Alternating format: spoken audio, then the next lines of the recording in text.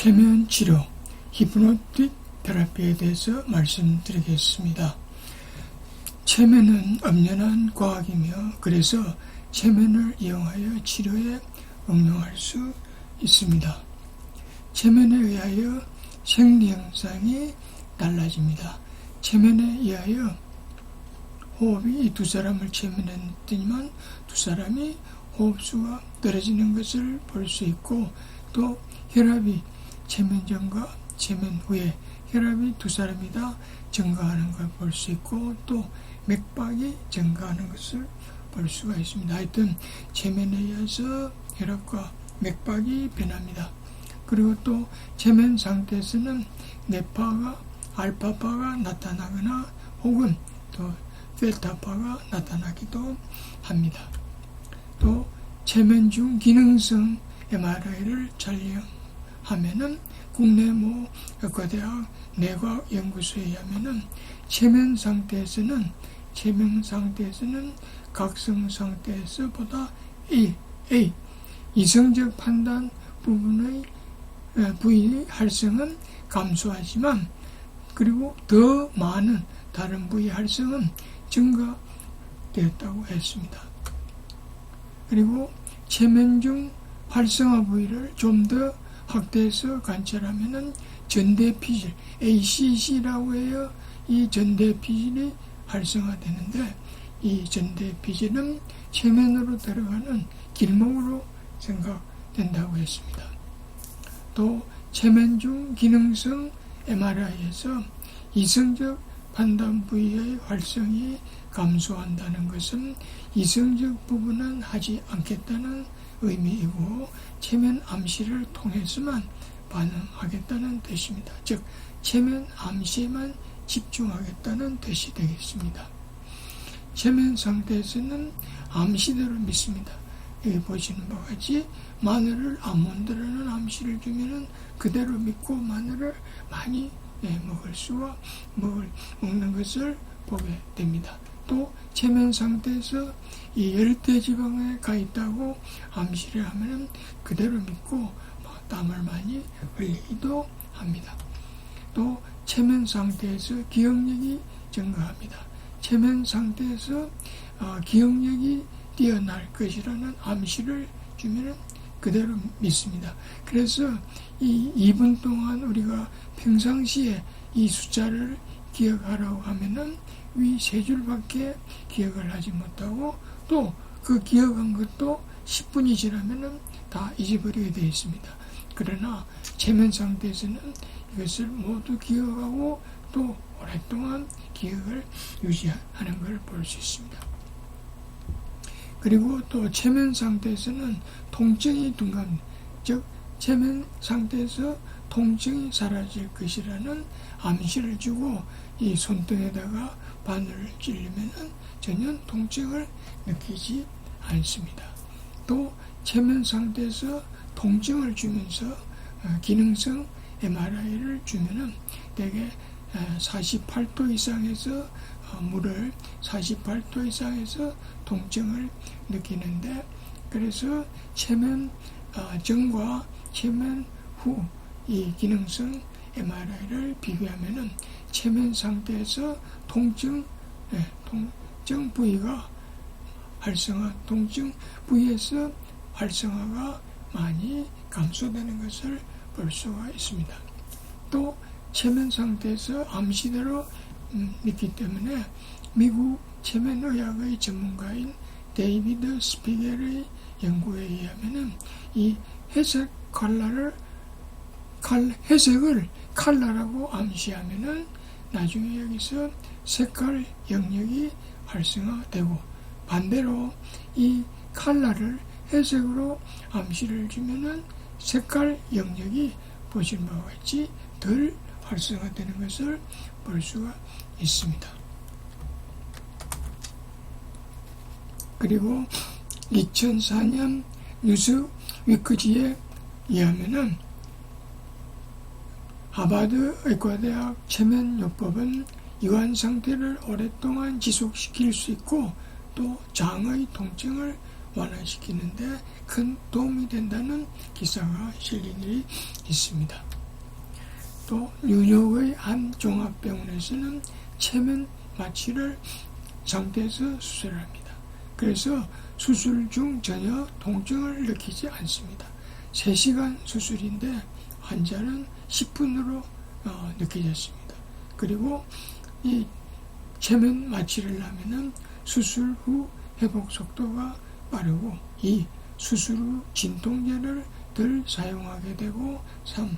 입원 기간이 짧아진다고 했습니다. 우리나라 범죄과학수사연구소에서도 목격자를 대상으로 체면 상태에서 범인을 찾는 방법으로 사용되고 있습니다.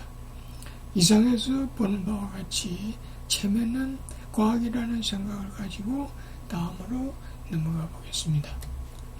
체면이란 영혼들의 시간이라는 책을 쓴 세계적인 상담 심리학자 마이클 유턴은 체면이란 영혼 불멸의 의식상태, 즉 초의식상태에 진입하는 것이라고 했습니다. 체면의 역사를 보면 고대 이집트 유적이나 조각에서도 사람을 체면 상태로 유도하는 모습이 나타나 있습니다. 18세기 오스트리아의 의사 프란츠 안톤 메스모에 의해 근대 체면술이 본격적으로 등장하였습니다. 당시 메스모는 체면을 환자 치료에 적용하여 명의로 널리 알려졌습니다.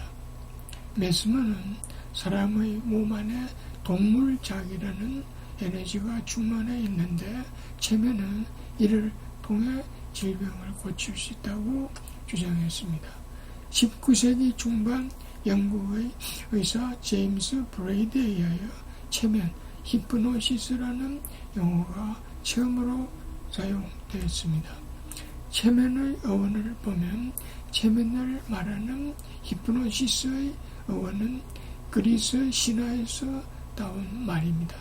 그리스 신화에 쌍둥이 형제가 있었는데 형의 이름은 히프노스, 즉 잠의 신이었고 동생의 이름은 타나토스, 즉 죽음의 신이었습니다.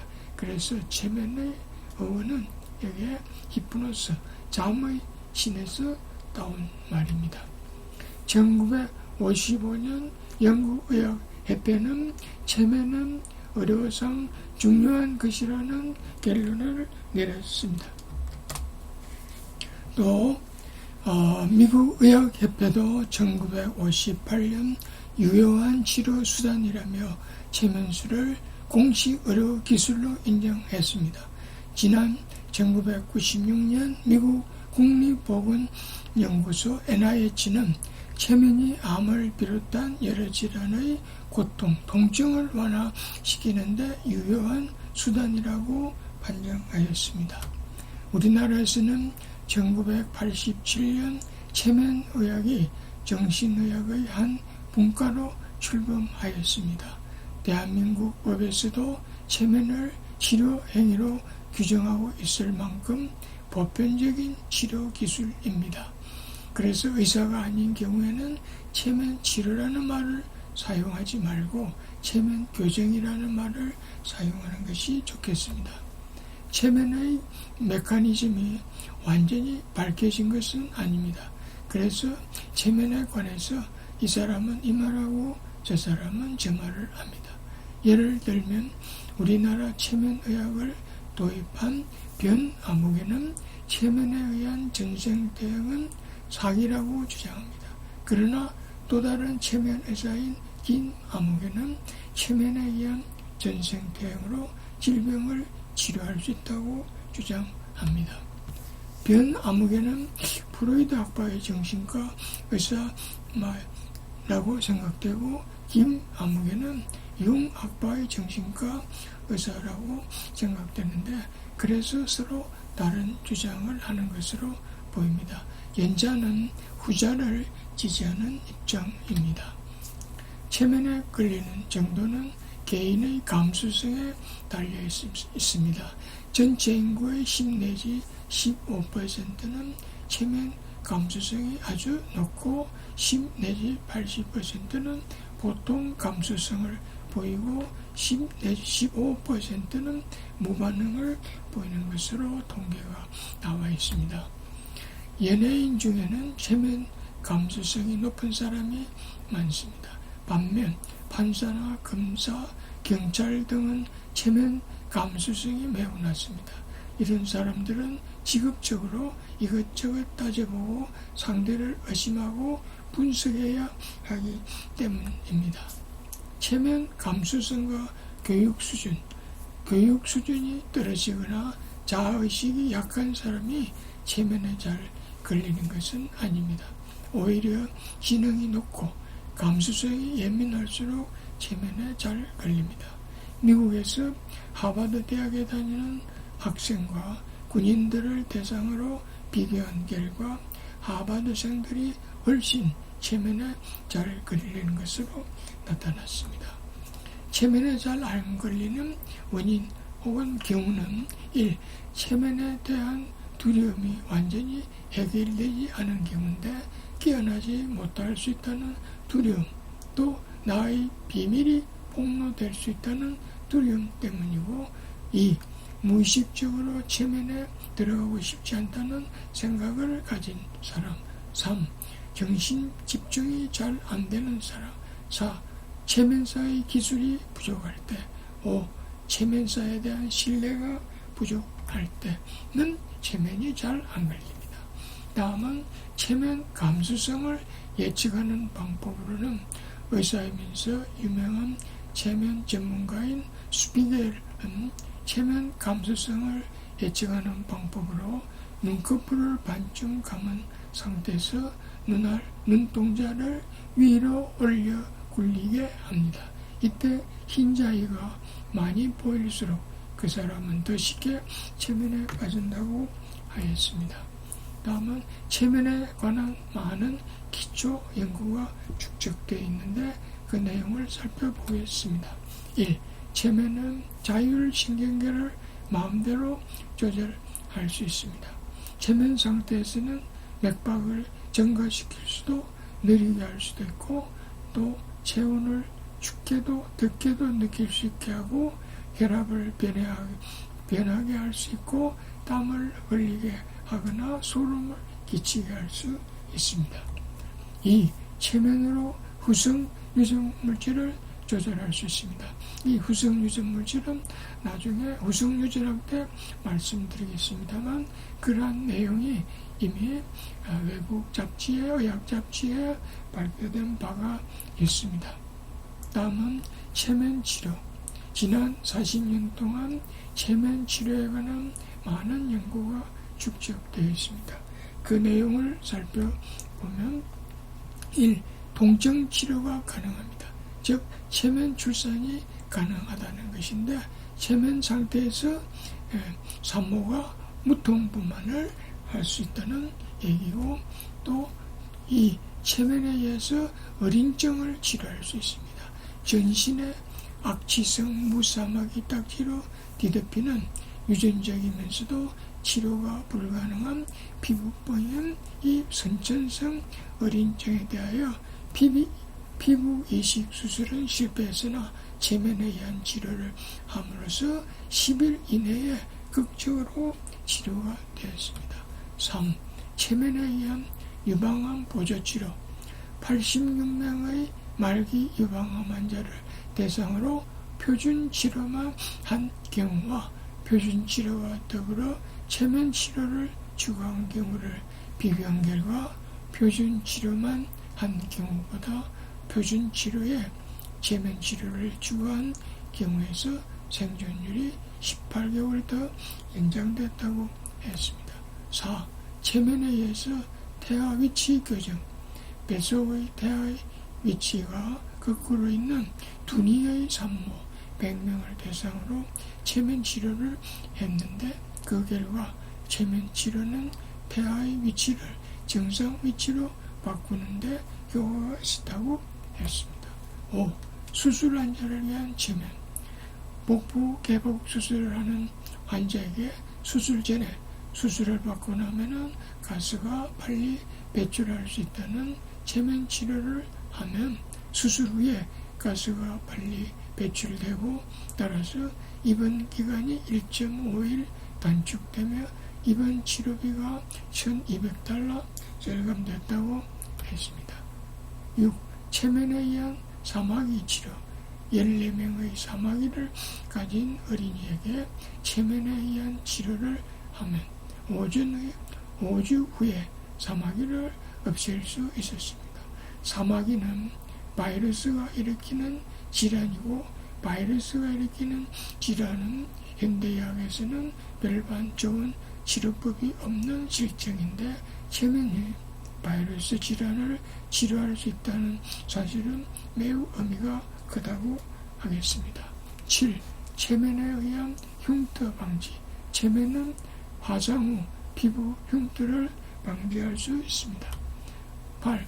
체면에 의한 유방확장 19세에서 54세까지 22명을 대상으로 체면에 의해서 유방확장이 가능한 한가를 실험했는데 그 결과 4분의 1에서 성공했다고 했습니다. 9. 체면에 의한 실명치료 실명된 어린이에게 피부를 통하여 문자를 읽을 수 있다는 체면 암시를 반복해서 해줌으로써 실명된 어린이가 피부를 통하여 문자를 읽을 수 있게 되었습니다. 체면 치료 효과를 종합하면 1. 전식 환자의 75%에서 발작을 예방하거나 정식을 완화합니다. 2. 통증을 조절하는데 체면이 효과적입니다. 3. 과민성 대장증후군은 먹는 음식에 관계없이 하복부 통증, 설사, 변비 등으로 고통을 받는데 치료가 잘 안됩니다. 그런데 체면은 과민성 대장증후군에 효과적인 것으로 밝혀져 있습니다. 4. 메스꺼움 및 구토, 특히 항암제로 인한 메스꺼움과 구토에도 체면은 효과적입니다. 4. 입덧을 가라앉히는데 큰 도움이 됩니다. 6. 분만 시간을 줄일 수 있고 진통도 덜 느끼게 하며 보다 쉽게 출산할 수 있습니다. 7. 공포증 및 강박증, 비행공포증, 잠잘 때 이를 가는 버릇, 강박적으로 머리를 잡아 뜯거나 손톱을 물어뜯는 버릇, 흡연, 음주벽, 마약 복용, 과식하는 버릇을 고칠 수 있습니다. 8. 히스테리, 비만, 스트레스, 유방암 환자의 보조치료, 야뇨증 75% 치료가 가능한 것으로 알려져 있고 또 알레르기 질환, 사마귀, 기타로서 근육경련, 손상된 사지나 관절, 파킨슨병, 다발성 경화증, 내성마비, 류마티스 관절염 등의 효과가 있는 것으로 알려져 있습니다. 체면이 이와 같이 다양한 질환의 효과가 있다는 것은 어떤 의미가 있을까요? 많은 병의 원인이 마음의 병이라는 뜻이며 마음의 병이란 결국 자기가 스스로 만든 병임을 뜻하는 것입니다. 질병이란 마인드 바이러스에 의한 오작동이라고 말할 수 있겠습니다. 체면을 거는 간단한 방법을 소개하면은 지금부터 내 두 눈을 똑바로 바라보고 내 목소리에만 온 정신을 집중하라. 내가 수를 하나, 둘, 셋 하면서 수를 세면은 수를 셀 때마다 내 두 눈을 보고 빨리 감는다.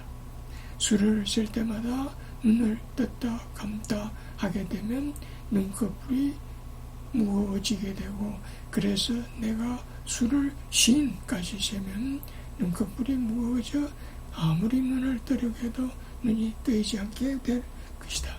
자, 지금부터 내 두 눈을 똑바로 보고 내가 수를 셀 때마다 눈을 떴다가 빨리 감는다. 하나, 둘, 셋 이렇게 10가지 셉니다.